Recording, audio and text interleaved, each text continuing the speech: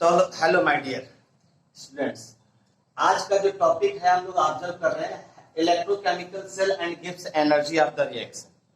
जैसा कि हमने आपको कल क्वेश्चंस भी दिए थे और अभी तक आपने जो है उन क्वेश्चंस को जो है ऑब्जर्व भी नहीं किया है और कोई भी रिस्पांस भी नहीं दिया है। इसका मतलब आपको क्वेश्चन में कोई ना कोई परेशानी हो रही है। तो जो भी परेशानी हो रही है उसको आप शेयर करिए, उसको बताइए, तो उसको सॉल्व कर दिया जाएगा। अगर आप सॉल्व कर ले रहे हैं तो उस क्वेश्चंस को जो है आप चैट बॉक्स में जाकर के जो है आंसर हमने आपसे कहा था प्रीवियस वीडियो में, उसको जरूर सॉल्व करके डालिए। ठीक है भाई। तो आज हम लोग ऑब्जर्व कर रहे हैं इलेक्ट्रोकेमिकल सेल और gives energy of the reaction के बारे में। तो आपको हम मालूम है कि इलेक्ट्रोकेमिकल सेल का मतलब ही होता है जिसमें chemical energy in electrochemical cell, electrochemical cell sorry,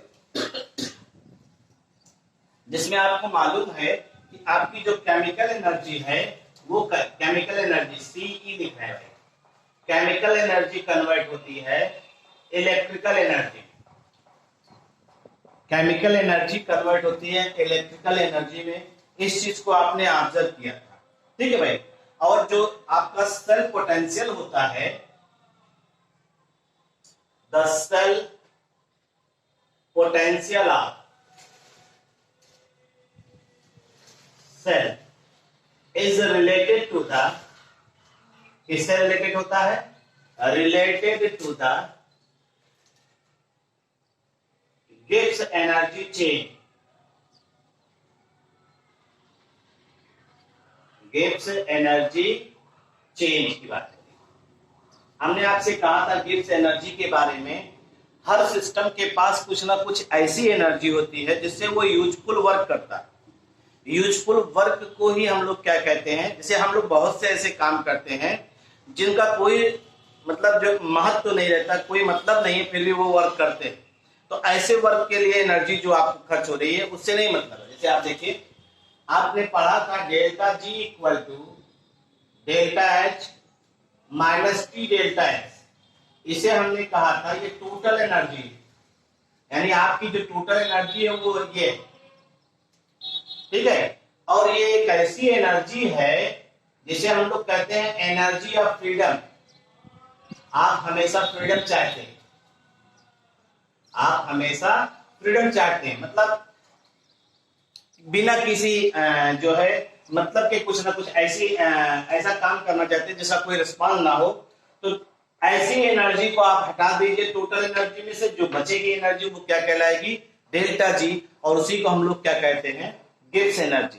तो हमने आपसे कहा कि किसी भी इलेक्ट्रोकेमिकल सेल में जो आपका प्रोसेस होता है वो केमिकल एनर्जी कन्वर्ट होता है इलेक्ट्रिकल एनर्जी में, और जो आपका सेल पोटेंशियल किसी भी सेल का होता है वो रिलेटेड टू द किसके होता है भाई?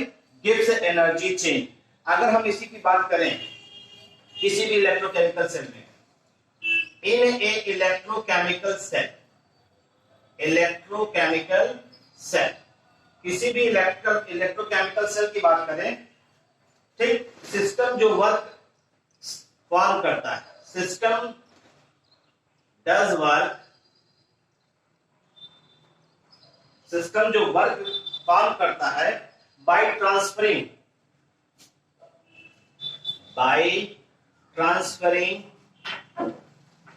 It's electrical energy through an external circuit.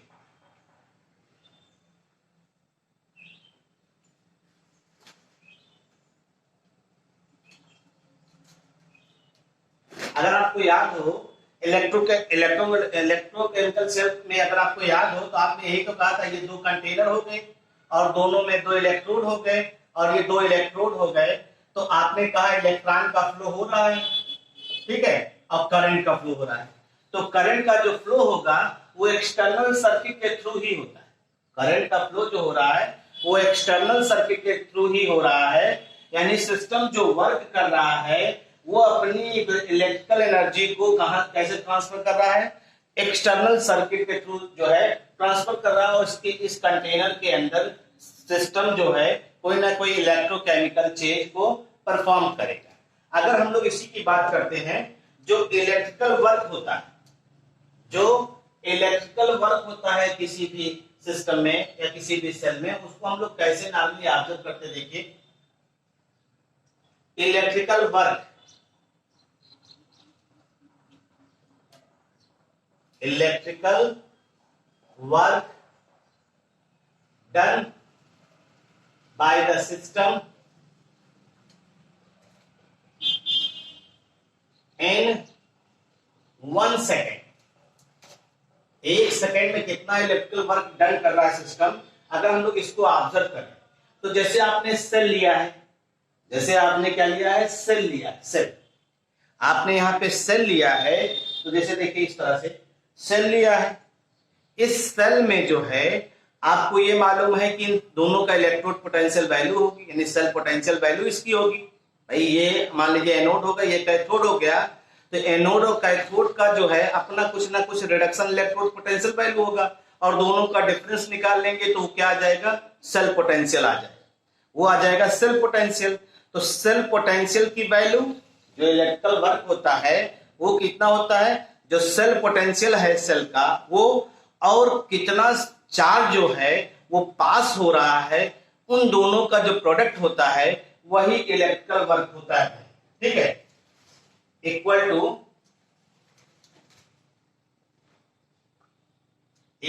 To 1 second is equal to the electrical potential multiplied bye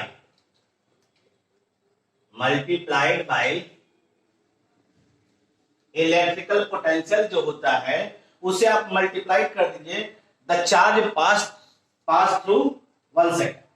ठीक है, by the total charge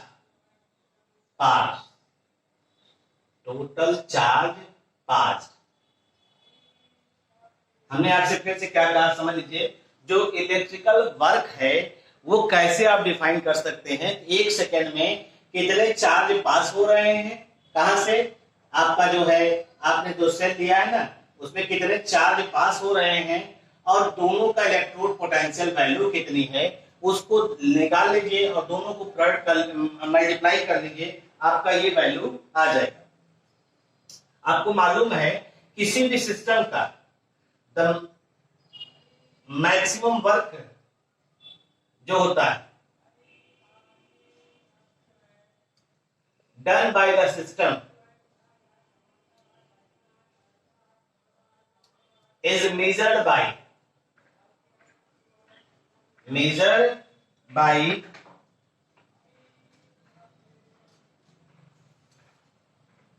Gibbs energy change, Gibbs energy of reaction। अब देखिए Gibbs energy of reaction, और Gibbs यानी कोई system जो work कर रहा है, यानी ये वर्क कर रहा है ना, इलेक्ट्रिकल वर्क कर रहा है, कैसा वर्क कर रहा है, ये दोनों एक दूसरे से रिलेटेड हो गए, क्योंकि आपने क्या कहा, किसी भी सिस्टम का जो मैक्सिमम वर्क होता है वो डिटरमाइन किससे होता है, फ्री एनर्जी से, और आपका जो सिस्टम वर्क कर रहा है वो इलेक्ट्रिकल वर्क हो गया, तो इसका मतलब हो गया डेल्टा जी रिएक्शन का हो गया is equal to maximum work और is equal to electrical work. ये कह रहा है delta G of reaction is equal to the maximum work और is equal to the electrical work, और जो मैक्सिमम वर्क है वो किसके बराबर है, कितना चार्ज पास हो रहा है। 1 मोल का चार्ज होता है 96500, आपको मालूम है, तो यानी नंबर क्या है, यह नंबर ऑफ इलेक्ट्रॉन है, यह फैराडे कांस्टेंट हो गया, और ये आपका ई सेल हो गया, यानी आपका जो फार्मूला हो जाएगा डेल्टा जी बराबर एन एफ ई सेल, एक फार्मूला ये हो गया। अगर आपसे कोई मैक्सिमम वर्क के बारे में पूछे तो डेल्टा जी की वैल्यू आप निकाल दीजिए, तो वो आपको क्या बता देगा कि delta G is equal to N, N number of electron है, किसी भी सेल रिएक्शन को अगर आप कंसीडर करेंगे तो उस सेल रिएक्शन में कितने इलेक्ट्रॉन इन्वॉल्व हो रहे हैं वो n है। F क्या है आपका, फैराडे कांस्टेंट है और इसकी न्यूमेरिकल वैल्यू कितनी है, 96500 कूलम है। और ई सेल की वैल्यू, जब ईएमएफ आपका कोई इलेक्ट्रोकेमिकल सेल अगर दिया होगा तो उसकी ईएमएफ वैल्यू आप कैलकुलेट कर सकते हैं, उसकी सहायता से हम लोग इसको ऑब्जर्व करते हैं। ठीक है भाई, तो ये आपका हुआ। आपको मालूम है जब भी इलेक्ट्रोकेमिकल सेल वर्क करता है तो वो वर्क जो है, जब भी इलेक्ट्रोकेमिकल सेल वर्क करता है तो जो वर्क है वो वर्क जो सिस्टम कर रहा है वो वर्क हो रहा है कहां पे, सराउंडिंग पे, क्योंकि जो इलेक्ट्रिकल एनर्जी निकल रही है वो सराउंडिंग में जा रही है और सराउंडिंग में जा रही है तो अपने आप वर्क जो है तो वहां होगा, सराउंडिंग के। तो हम लोग यहाँ पे जो वर्क होगा उसको किसके रिलेटेड लेंगे, वर्क डन। जैसे देखिए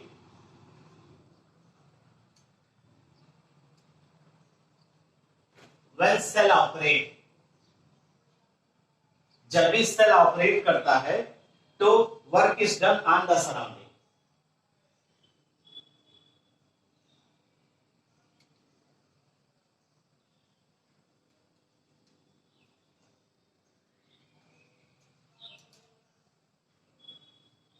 अब देखिए सराउंडिंग में अगर वर्क, जैसे work done by the system और ऑन द सिस्टम दोनों अलग अलग है, तो यहां पे आप क्या कह रहे हैं, जैसे इलेक्ट्रिकल एनर्जी यहां से निकल रही है, एज इलेक्ट्रिकल एनर्जी आपको यहां से निकल रही है, इलेक्ट्रिकल एनर्जी फ्लोज, ये इलेक्ट्रिकल एनर्जी फ्लो कर रही है और फ्लो कहां कर रही है, सराउंडिंग में, through the external circuit, through the external circuit. इसलिए जो वर्क है, वर्क को आप लेंगे क्या, टेकन एज नेगेटिव। ये ध्यान रखिए, बस यही चीज याद करना है, आपको ध्यान रखना है। यानी जो आप जानते हैं जब इलेक्ट्रोकेमिकल सेल हो रहा है तो केमिकल प्रोसेस हो रहा है, केमिकल प्रोसेस के फलस्वरूप जो इलेक्ट्रिकल एनर्जी निकल रही है वो कहां जा रही है, सराउंडिंग और एक्सटर्नल सर्किट के थ्रू जा रही है। तो इसका मतलब work done is on the surrounding, surrounding पे हो रहा, तो वर्क की वैल्यू जो है आप निगेटिव ले लेंगे और यहां कंडीशन फिक्स कर दिया, तो जो डेल्टा जी की वैल्यू है, डेल्टा जी स्टैंडर्ड कर दिया, स्टैंडर्ड स्टेट पे, at standard state, standard state अभी बताते क्या है, ये हो जाएगा। अब वर्क नेगेटिव साइन ले लेंगे तो यही है, यहां पे आ जाएगा क्या, minus N F E naught से। ये कंडीशन तभी है जब रिएक्टेंट की एक्टिविटी, रिएक्टेंट हो या प्रोडक्ट हो, इनकी एक्टिविटी को आप कितना मानते हैं, activity is taken unity. Activity हम लोग कहां पे यूज करते हैं, कंसंट्रेशन के टर्म में ही यूज करते हैं। ठीक है, एक्टिविटी हम लोग जो है कंसंट्रेशन के टर्म में ही यूज करते हैं। अगर आप उसको ध्यान दीजिए तो सीधे सीधे हम लोग कह सकते हैं, यहाँ पे एक्टिविटी हम लोग जब भी सब्सटेंस की यानी रिएक्टेंट और प्रोडक्ट की यूनिटी लेंगे तो आपका जो ई सेल है वो किस में कन्वर्ट हो जाएगा, ई नॉट सेल। बाकी ये सराउंडिंग में अगर वर्क हो रहा है तो आपने कहा डेल्टा जी की वैल्यू, ये यहाँ पे वर्क जो हो रहा है, इलेक्ट्रिकल वर्क हो रहा है जो, वो आपने कैसे ले लिया है, माइनस में ले लिया है। ये सीधा सीधा एक रिलेशन आ जाता है जिसको आप ऑब्जर्व करते हैं, यानी maximum work is standard condition में हो गया minus N F E naught cell, और डेल्टा जी इक्वल टू आप इससे भी निकाल सकते हैं। ठीक है, अगर स्टैंडर्ड कंडीशन दे रहे हैं, एक्टिविटी कंसंट्रेशन एक समान, प्रोडक्ट रिएक्टेंट और प्रोडक्ट की कंसंट्रेशन एक्टिविटी यूनिटी है, और उसके बाद जो है आपका 298 केल्विन टेम्परेचर पे रिएक्शन दिखा रहे हैं, तो नॉर्मली आप इसी इक्वेशन का इस्तेमाल करते हैं। अभी हम लोग इसको ऑब्जर्व भी करेंगे कैसे क्या होता है। ठीक है, यहाँ पे जब एक्टिविटी यूनिटी मान ले रहे हैं तो जो ई आपका है वो ई नॉट के बराबर हो जाएगा, ये ध्यान रखिए, ई जो है वो ई नॉट के बराबर हो जाएगा। इस चीज को हम लोग ऑब्जर्व करते हैं। इसी तरह से हम लोग और भी ऑब्जर्व करते हैं।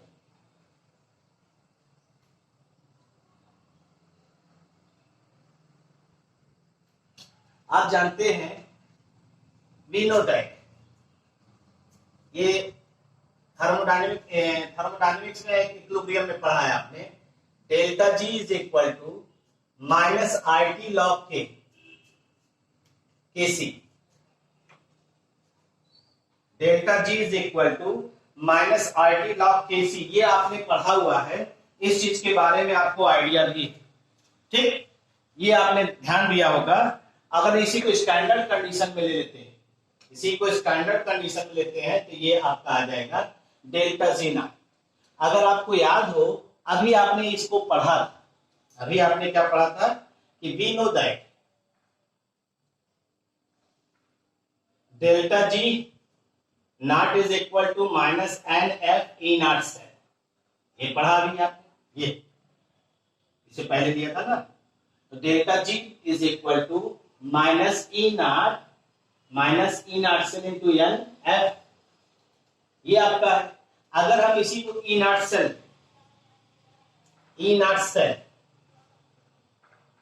इज इक्वल टू, क्योंकि आपको मालूम है यहां पे अगर केसी यूज करना है, अगर हमें केसी यूज करना है तो इक्विलिब्रियम स्टेट लेते हैं। एट इक्विलिब्रियम स्टेट क्या होता है कि E cell is equal to 0 हो जाता है। तो अगर इसी चीज को ऑब्जर्व करिए आप, तो आप कह सकते हैं E cell is equal to E naught cell minus 2.303 RT by NF log KC, ये फार्मूला पढ़ा है, ठीक है। अब यहां पे ये इक्वेशन हो जाएगा E naught cell is equal to 2.303 RT by NF log KC। अब इस इक्वेशन में इसी इक्वेशन को रख दीजिए, from equation first and equation second, E naught cell को उठा के रख देंगे, एनएफ क्या हो जाएगा, कैंसिल हो जाएगा, ये इक्वेशन आ जाएगा, देखिए तो आ जाएगा आपका क्या, delta G naught is equal to minus N F 2.303 RT NF log KC, ये आपका हट गया तो बचा माइनस 2.303 RT log KC, ये डेल्टा जी नॉट आ गया। आप डेल्टा जी नॉट निकालने के कई फार्मूले आप ऑब्जर्व करें, अगर इक्विलिब्रियम कांस्टेंट दिया है तो भी आप इसकी सहायता से कैलकुलेट कर सकते हैं, ठीक है भाई। या इसी को आप अगर log बेस 10 को log n में कन्वर्ट करना चाहें तो delta G naught is equal to minus I T log किस, यही फार्मूला आपने पढ़ा, क्योंकि log x बराबर 2.303 log बेस 10, नेचुरल लॉग है, ln को हम लोग क्या पढ़ते हैं, नेचुरल लॉग, ये नेचुरल लॉग है।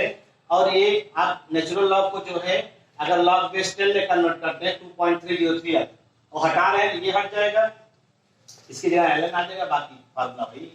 तो ये आपका न्यूमेरिकल बेस्ड हो गया। यानी अगर आपको डेल्टा जी नॉट निकालना है तो ये डिपेंड करता है क्वेश्चन में दिया क्या है।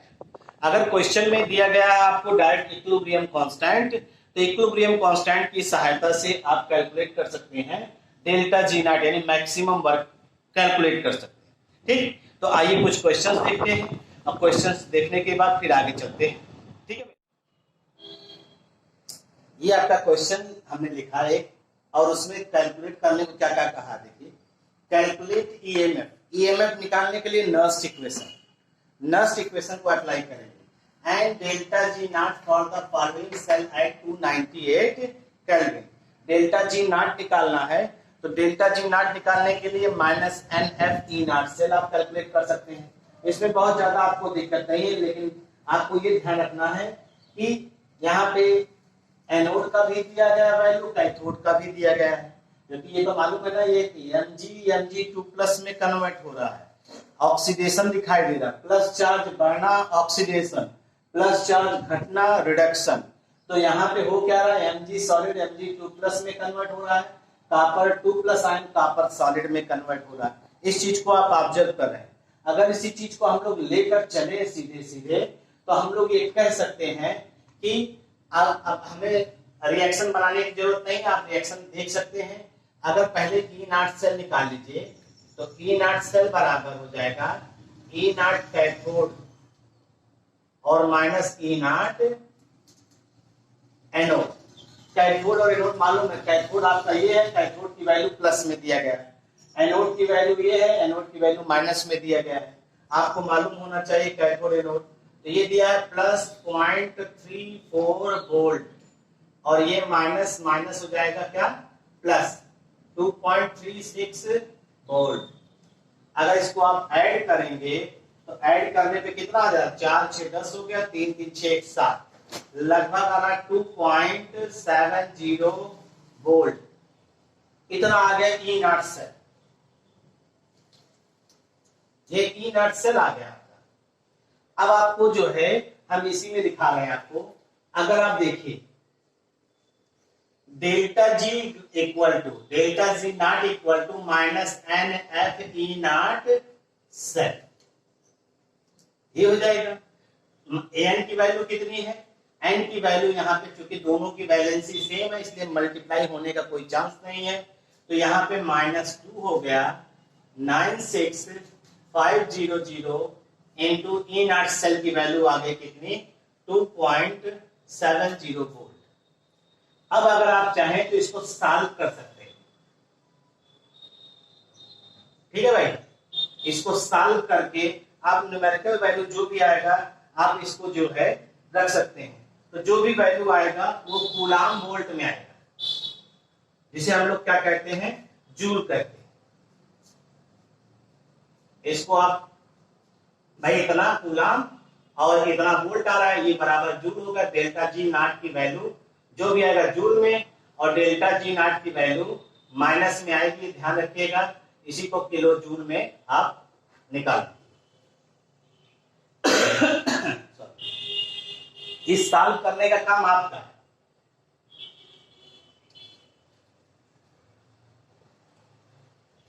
सॉल्व करने का काम आपका है।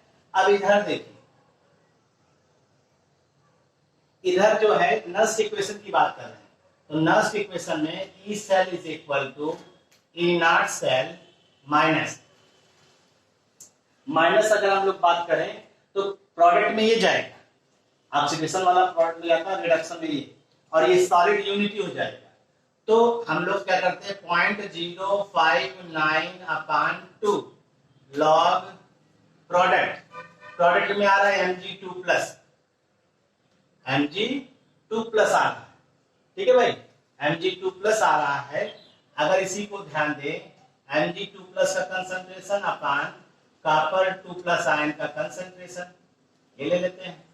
तो E0 सेल तो मिला ही है 2.70 वोल्ट, ये हो जाएगा 0.0295 और लॉग की वैल्यू हो जाएगी, ये कितना आ रहा है देखिए, ऊपर है 10⁻³ नीचे है 10⁻⁴, बहुत अंतर नहीं आएगा।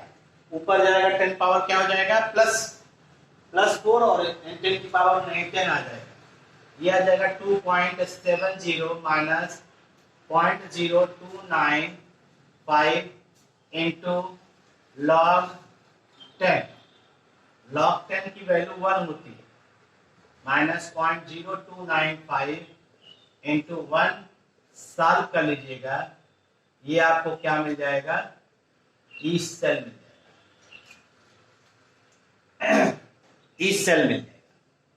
इसको सीधे सीधे आप इक्वेशन को इस तरह से सॉल्व कर सकते हैं, ठीक है भाई।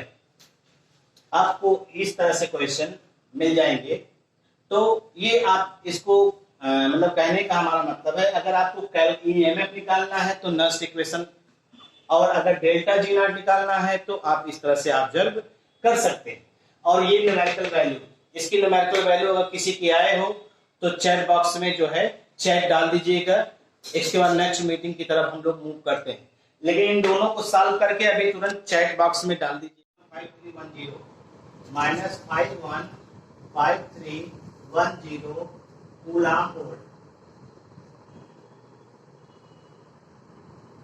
या -515310 जूल। ठीक है भाई। और किलो जूल में अगर बदलना चाहते हैं कितना आ जाएगा, किलो जूल में इसको आप कन्वर्ट कर लीजिएगा। अब इसको आप करिएगा, इसकी जो न्यूमेरिकल वैल्यू आई होगी अगर आपने निकाला होगा, इसकी न्यूमेरिकल वैल्यू जो न्यूमेरिकल आ रही होगी वो आ रही है लगभग 2.67 वोल्ट। ये क्वेश्चन है, ये क्वेश्चंस का आंसर है जिनको आप ऑब्जर्व कर रहे हैं। ठीक है भाई।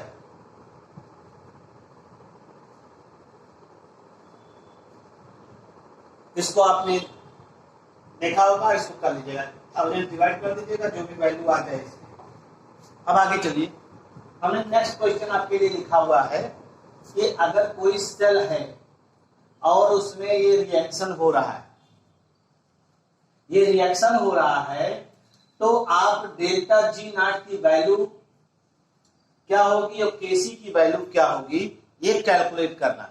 तो ये आपके लिए कम से कम जो है 5 मिनट का समय है जिसमें आप इसको सॉल्व करिए, और तब तक हम आपके लिए दूसरा क्वेश्चन लिख करके रखते हैं जो आपके काम आएगा। आप इसको करिए और करने के बाद जो है चैट बॉक्स में आंसर डालिए। निकालना है, केसी की वैल्यू भी निकालना है, डेल्टा जी नॉट निकालना और केसी की वैल्यू, इसको तो भी सॉल्व करते ही हैं। इसके अलावा आपके लिए हमने क्वेश्चन लिख दिया है, calculate the maximum work that can be obtained from the following cell.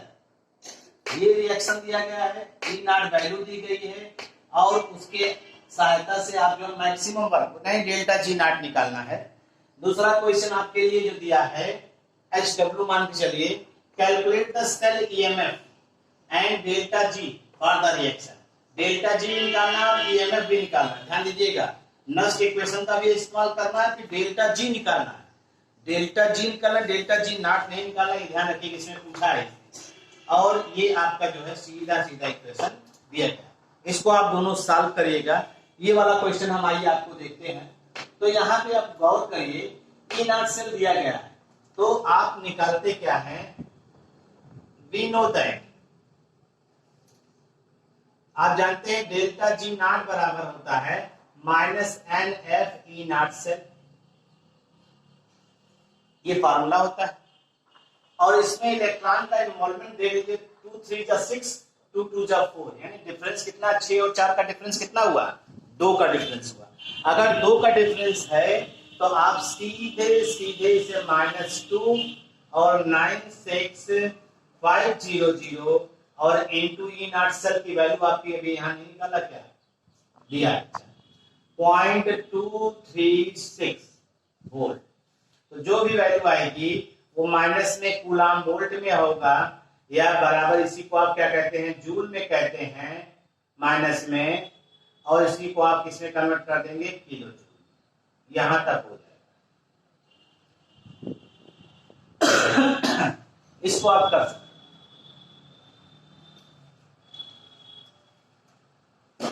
ठीक है भाई। और जो आंसर आ रहा है वो आंसर आ रहा है -45.54 किलो जूल। आंसर जो आ रहा है -45.54 किलो जूल किया, ये आंसर आ रहा है। ठीक है भाई। इसका अब इसके बाद क्या पूछ रहा है, इसका केसी पूछ रहा है। केसी के लिए सीधा सीधा फार्मूला है, बेस्ड न्यूमेरिकल है, जान ही रहे हैं। केमिस्ट्री की खासियत यही है कि जो न्यूमेरिकल्स आपको अधिकतर मिलते हैं वो फार्मूला बेस्ड है, और जो टिपिकल रहते हैं तो उनको आपको समझना है। तो पहले फार्मूला बेस्ड समझ लीजिए, फिर न्यूमेरिकल जो है आप दूसरी टाइप का ऑब्जर्व करिएगा। तो हमने आपसे कहा आपको निकालना क्या है, केसी, केसी का कैलकुलेशन। तो आपका फार्मूला होता है log Kc is equal to n into E naught cell upon 0.059, और n की वैल्यू यहाँ 2 आएगी। E naught सेल की वैल्यू आपकी कितनी दिया गया था इसमें भाई, अभी रखा था आपने 0.236, अपान 0.059, ये लॉग केसी आ गया, ये आपका लॉग केसी आ गया। अब लॉग केसी की वैल्यू दिया गया है, तो आप जो भी वैल्यू सॉल्व होगी इसको सॉल्व करेंगे, तो सॉल्व करिए इसको, और सॉल्व करने के बाद सॉल्व इट, और फिर एंटी लॉग देख लीजिए, anti log of that, anti log of that, तो वो वैल्यू क्या आ जाएगी, केसी आ जाएगी। ये आप सॉल्व करिएगा, ये आपके लिए है। और इसको जो है क्वेश्चंस को देखिए और सॉल्व करके जो है आप बताइए। बाकी एनसीईआरटी के जितने भी क्वेश्चंस हैं, इंडेक्स क्वेश्चन आल्सो सॉल्व करिए, और सॉल्व करने के बाद इसको देखिए कि क्वेश्चन कैसे हो रहा है, कहां आपको परेशानी हो रही है, और उसको आप जो है कमेंट के जरिए आप बताइए। क्योंकि आपसे जो है कोई भी रिस्पांस आपकी तरफ से ना मिलने की वजह से हमें ये नहीं समझ में आता है कि आप पढ़ रहे हैं कि सिर्फ समय बिता रहे हैं। रिस्पांस जरूरी है, और रिस्पांस किस रूप में मिलेगा आपसे, ये हमें आज तक समझ नहीं आया। रिस्पांस बहुत जरूरी है आपका, ठीक है भाई। तो इस चीज को, ये क्वेश्चन आपको सॉल्व करना है, ये क्वेश्चन सॉल्व करना है, एनसीईआरटी के क्वेश्चन सॉल्व कर डालिए आप, और साथ ही साथ इसका जो केसी है इसको कैलकुलेट करके आपको बताना है कितना आएगा, ये बताइएगा। जहां भी आपकी इच्छा हो बताइएगा, लेकिन बताइएगा जरूर, ठीक है। बाकी ये क्वेश्चन सॉल्व करिए, इस तरह से लॉग एंटी लॉग देखना देख लीजिएगा। हमने जो बताया ये हमने सपोज किया है, सपोज ये वैल्यू जो है ये सपोज वाली है, ये वैल्यू हमने सपोज वाली है। बाकी ये आंसर, ये है आंसर आपका यही है 10 पावर 8, ठीक है भाई। और इसमें जो भी वैल्यू दी गई है वो लगभग ऐसे दी गई है, बताया जाएगा। तो ये क्वेश्चन सॉल्व करिएगा, बाकी एनसीईआरटी क्वेश्चन बाकी नेक्स्ट में। Thank you.